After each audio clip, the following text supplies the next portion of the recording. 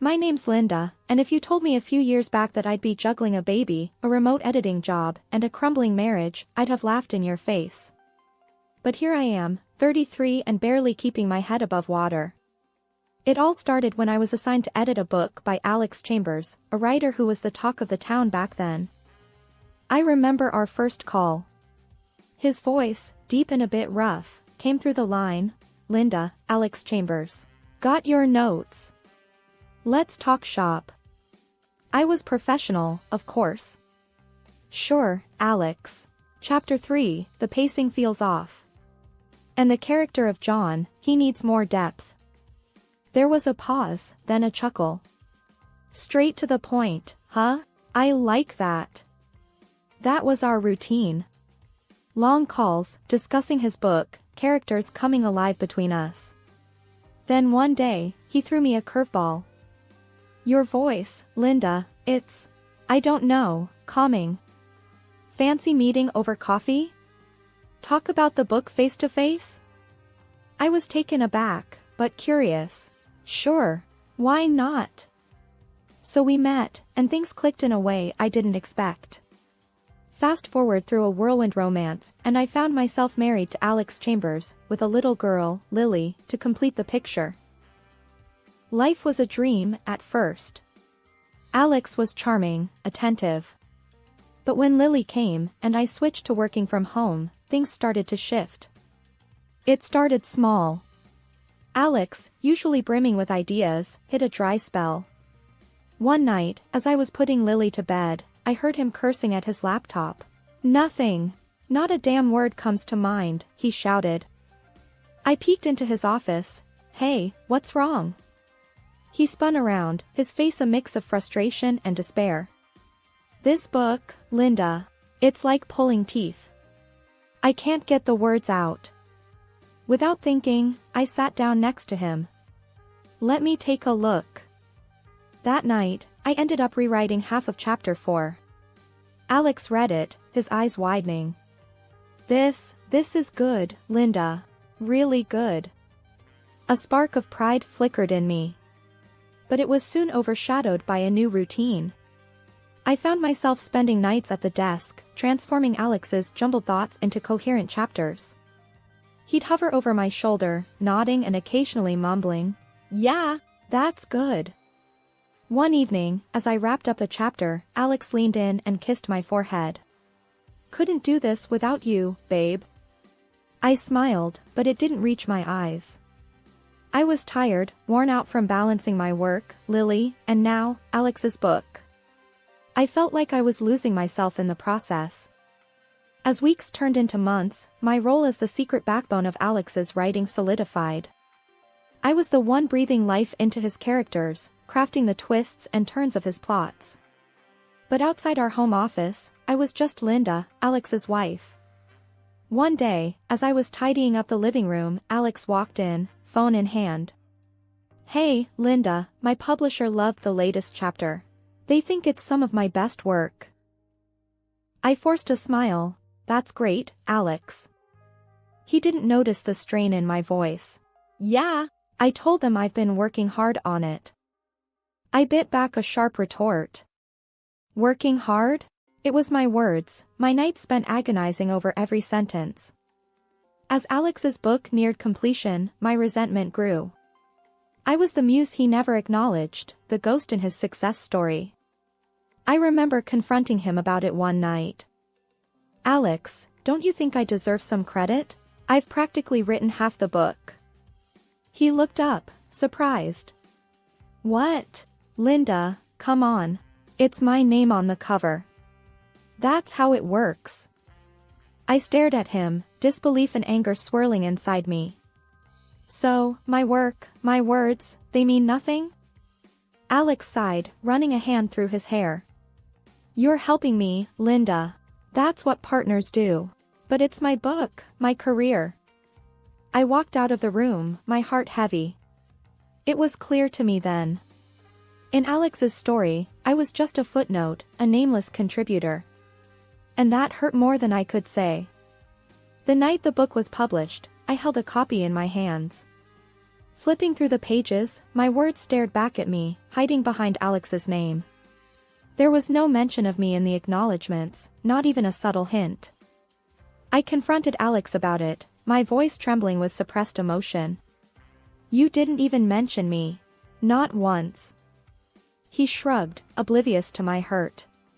It's just how it is, Linda. I'm the writer, you're the editor. We each have our roles. That was the moment I realized how invisible I'd become in Alex's world.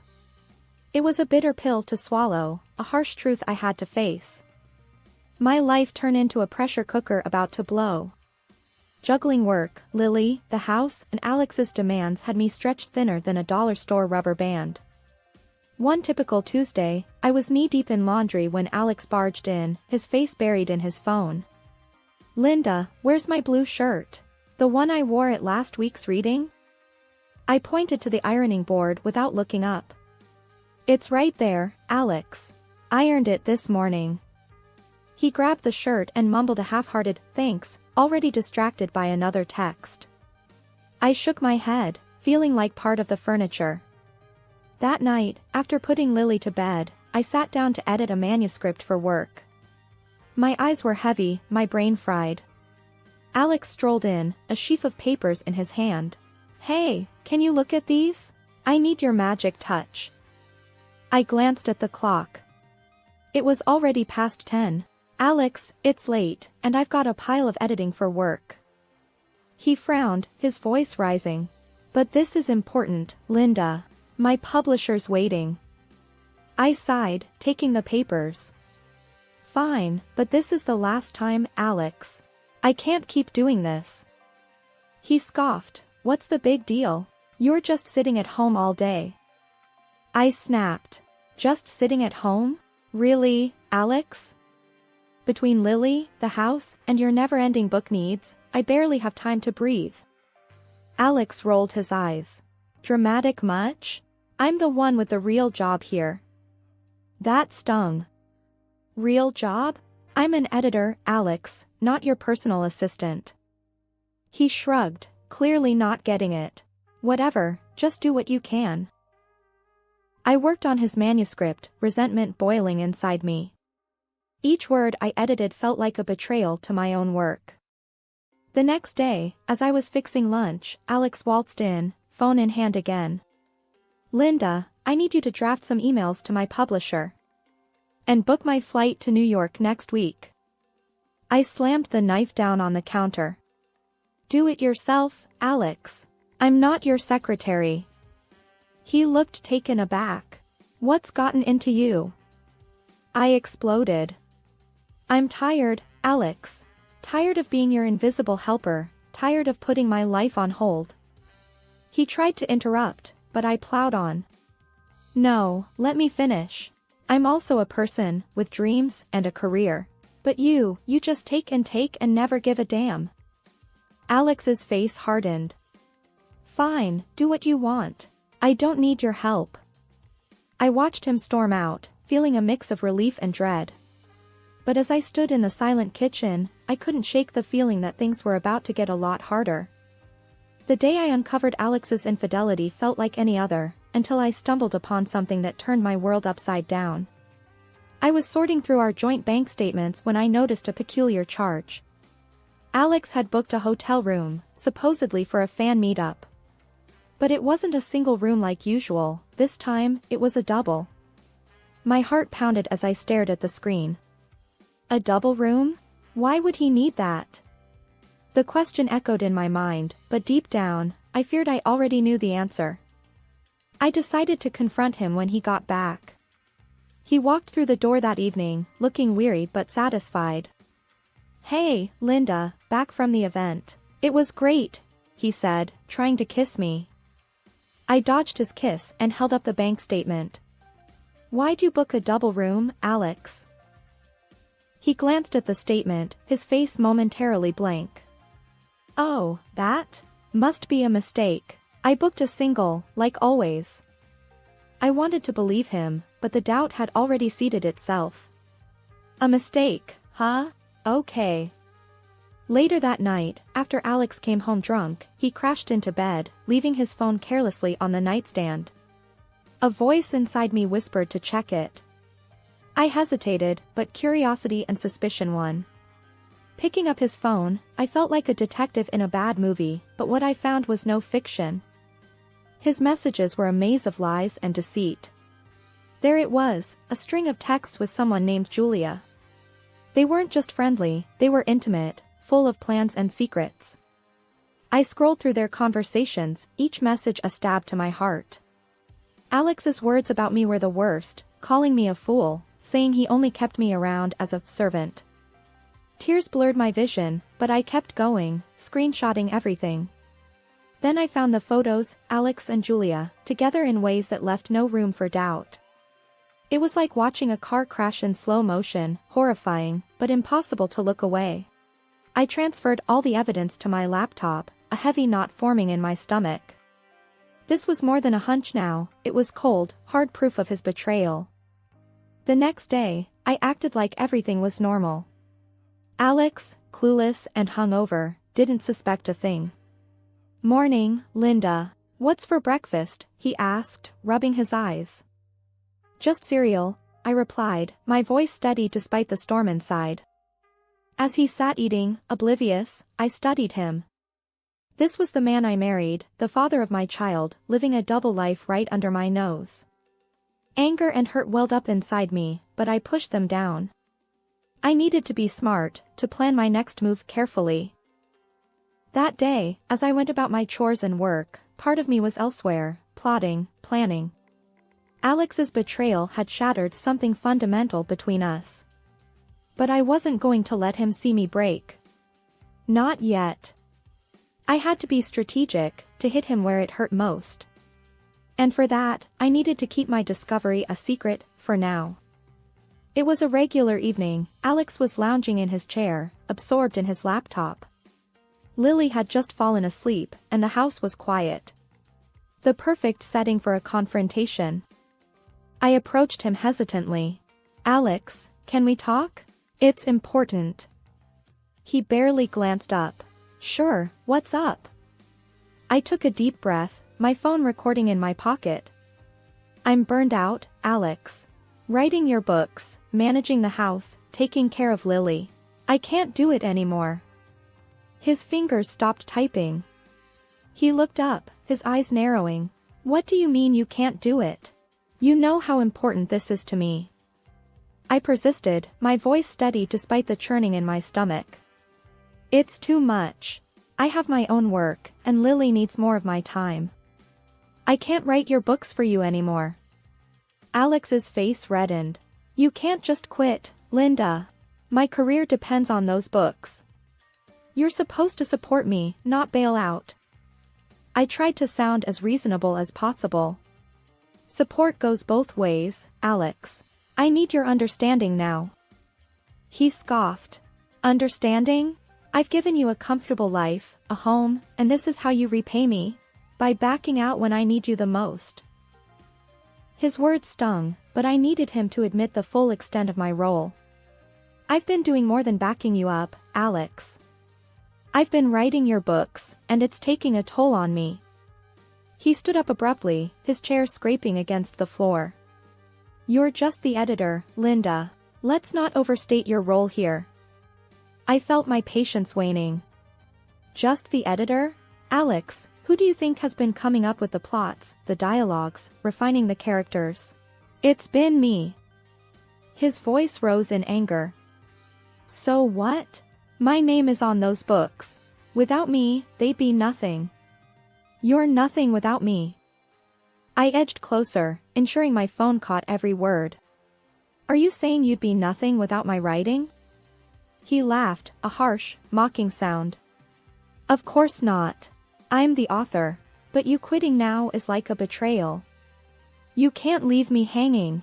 If you stop writing for me, I'll make sure you regret it." I asked, baiting him further. "Is that a threat, Alex?" He leaned in, his face inches from mine. "Yes, it's a threat. You're my wife, Linda. You do what's needed for this family, for my career. If you think you can just walk away from this, think again. I'll divorce you and make sure you get nothing. I stepped back, my heart pounding. I had what I needed. Okay, Alex. We'll see about that. He stormed off to his office, slamming the door behind him. Alone, I took out my phone and ended the recording. Listening back, his words were damning, an unequivocal admission of his dependence on me, mixed with threats and arrogance. That night, as I lay in bed, I couldn't sleep. The man I once loved had turned into a stranger, one who saw me as nothing more than a tool for his success. But now, with this recording, the tables were turned. I had the power to expose him, to tear down the facade he'd so carefully built.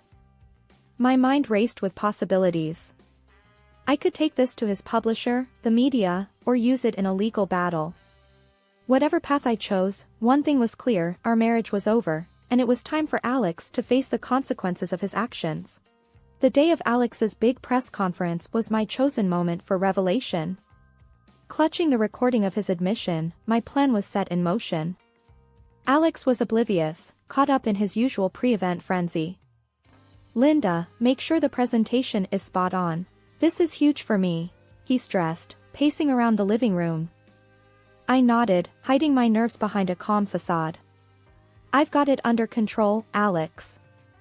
Little did he know, the presentation I had prepared was a far cry from his expectations. I had embedded not just the transcript of our conversation, but also the audio recording, ready to expose his duplicity to the world. The conference day arrived. I was a bundle of nerves and determination, watching as Alex took the stage with his usual flair. "Ladies and gentlemen, thank you for joining me. Today, I'll give you an insight into my creative process." As the first slide flashed up, Alex's confident smile wavered. The room fell into a stunned silence as his own words appeared on the screen, followed by his voice echoing through the speakers, confessing his reliance on me for his books. The shock in the room was palpable. Alex fumbled for words. There seems to be some mistake." But the damage was done. The crowd was in an uproar, murmurs and gasps filling the air, while cameras clicked frantically, capturing every moment of his unraveling facade. The aftermath of the press conference was like a hurricane tearing through our lives. Alex, once the master of his domain, was now caught in the eye of the storm he had created. His fury when he returned home was palpable, a tempest of anger and disbelief. "You've completely destroyed me, Linda. My career, my reputation. How could you?" he raged, his voice echoing through the halls of our once peaceful home. I faced him, my resolve unwavering.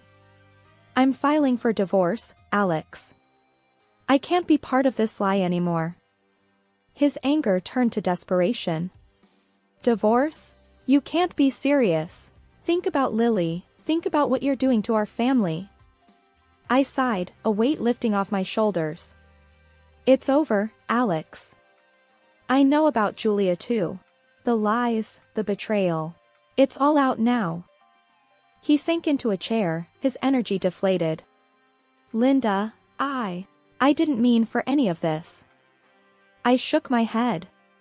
"It doesn't matter what you meant. It's what you did. And now, everyone knows." As his career began to crumble, with publishers distancing themselves and fans expressing their outrage, I took the opportunity to reclaim my voice. I decided to continue the book series under my own name, my work finally receiving the recognition it deserved. In the midst of this, a surprising twist came my way. Alex's mistress, a woman with considerable influence in the media, approached me discreetly. She was desperate to keep her name out of the scandal and offered a substantial sum to ensure her anonymity in court. After much contemplation, I agreed to her terms. This wasn't just about retribution, it was about securing a stable future for Lily and me. The money meant freedom and a fresh start. The day of the divorce hearing arrived, and Alex's demeanor had shifted from anger to a plea for reconciliation. "Linda, we can sort this out. We can go to counseling, start over. Please, don't do this." I looked at him, seeing the man I once loved, now a stranger consumed by his own deceit. "It's too late, Alex. I can't erase what you've done, the lies you've told. It's over. In the courtroom, the air was tense. Alex's lawyer tried to argue for leniency, but the evidence against him was undeniable. The judge ruled in my favor, granting me a significant compensation and full custody of Lily. Alex was ordered to pay child support, a final blow to his already faltering financial state. Returning home, I watched Lily playing in the living room, her laughter a balm to my soul. I knew the road ahead would be challenging, but for the first time in a long time, I felt hopeful. That night, as I tucked Lily into bed, her gentle breathing was a reminder of the new beginning that lay ahead of us. "Mommy, will everything be okay?" she murmured sleepily. I kissed her forehead, whispering, "Yes, my love. Everything will be just fine. We have each other, and that's all we need." In the quiet of the night, I reflected on the tumultuous journey. The pain and betrayal had been overwhelming, but they had led me to a newfound strength and independence. It was the end of a painful chapter, but the start of something new, a future where I was the author of my own story, free to write the next chapters as I saw fit. In the wake of our divorce, life settled into a new rhythm. I focused on raising Lily and my burgeoning writing career, now rightfully acknowledged under my name. Alex's presence in our lives dwindled, his visits with Lily becoming infrequent and strained. One afternoon, while Lily was at school, I sat at my desk, working on my latest book. The phone rang, breaking the silence. It was Alex, his voice barely a whisper. "Linda, I've messed up," he said, a tremor in his voice. "What happened, Alex?" I asked, my tone guarded. He sighed heavily. "I published a book about my affair. I was desperate, Linda. I thought it might save my career. But I named Julia in it." I was stunned. "You named her? After everything?" He was quiet for a moment. "Yeah, and now she's suing me. She won the case. I have to pay her $1 million, Linda. I'm ruined." I shook my head, disbelief and a twinge of pity mingling inside me. "Alex, why would you do that? You knew the consequences." "I don't know, Linda. I don't know what I thought." I ended the call, feeling a mix of emotions. It was a stark reminder of how far Alex had fallen, a victim of his own hubris and poor choices. Weeks passed, and the news of Alex's latest fiasco spread. His already tarnished reputation took another hit. Meanwhile, my own career flourished. My books, once hidden behind Alex's name, were now celebrated for their authentic voice and compelling storytelling. One day, as I picked Lily up from school, her teacher, Ms. Adams, approached me. "Linda, I just wanted to say, I've been reading your books. They're incredible. You're so talented." I smiled, a sense of pride swelling in my chest. "Thank you, Ms. Adams. That means a lot." As Lily and I walked home, hand in hand, she looked up at me with her bright, curious eyes. "Mommy, are you happy now?"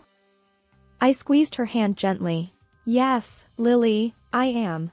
Very happy." It was true. Despite the tumultuous journey, I had found my voice, my independence. I was no longer overshadowed by Alex's deceit.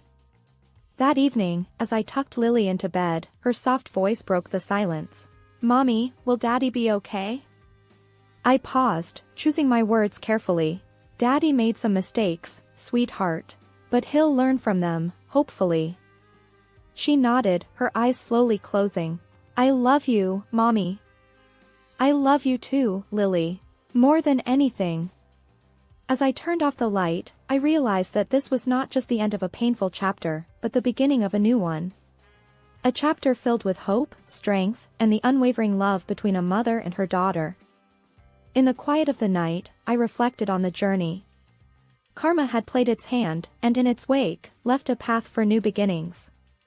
I had emerged stronger, wiser, and more determined. My story, once hidden behind the shadow of another, was now mine to write, and I embraced it with open arms.